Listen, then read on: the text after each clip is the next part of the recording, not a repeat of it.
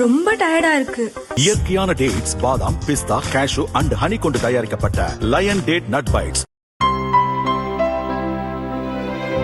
இனிமே கண்ணை மூடிட்டு கடலை எண்ணெய் வாங்கலாம். ஏன்னா மந்த்ரா கடலை எண்ணெய் இதயத்தின் தயாரிப்பு. வறுக்க, பொரிக்க, ஏன் எல்லா சமையலுக்கும் மந்த்ரா தான். மந்த்ரா கடலை எண்ணெய், அபார ருசி, ஆரோக்கியமான உடல் நலம்.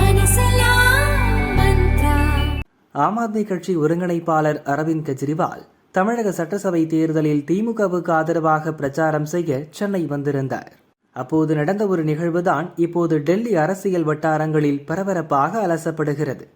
அதாவது, தமிழக முதல்வர் ஸ்டாலினுடன் சேர்ந்து தேர்தல் பிரச்சாரம் மேற்கொண்டிருந்த போது கெஜ்ரிவாலுக்கு சில தகவல் சொல்லப்பட்டது. கூறியவர்கள் பஞ்சாப் மாநில உளவுத்துறை போலீசார். ஆம் ஆத்மி கட்சியிலிருந்து 10 எம்எல்ஏக்களும் சில எம்பிக்களும் பாஜக பக்கம் போக தயாராகி வருகின்றனர் என்பதுதான் அந்த தகவல். இதனால் டெல்லி வந்து எம்பிக்களையும் எம்எல்ஏக்களையும் சந்தித்து சமாதானப்படுத்தினார் கெஜ்ரிவால். ஆனால் ராஜ்யசபாவின் 7 எம்பிக்கள் பாஜகவுக்கு தாவிவிட்டனர். இதில் முக்கிய பங்கு வகித்தவர் ராகவ் சத்தார். 2022 சட்டசபை தேர்தலில் பஞ்சாபில் ஆம் ஆத்மி வெற்றி பெற இவர்தான் முக்கிய காரணம். எப்படி பிரச்சாரம் மேற்கொள்ள வேண்டும் என திட்டம் வகுத்து தந்தவரே இவர்தான். ஆனால் சமீப காலமாக இவருக்கும் கெஜ்ரிவாலுக்கும் இடையே பிரச்சனை.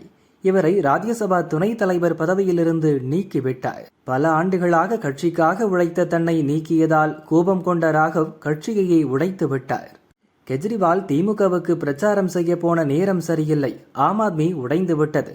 இதனால்தான் காங்கிரசின் ராகுல் ஸ்டாலினுடன் சேர்ந்து பிரச்சாரம் செய்யவில்லை போல என்று கிண்டல் அடிக்கின்றனர் பாஜகவினர்.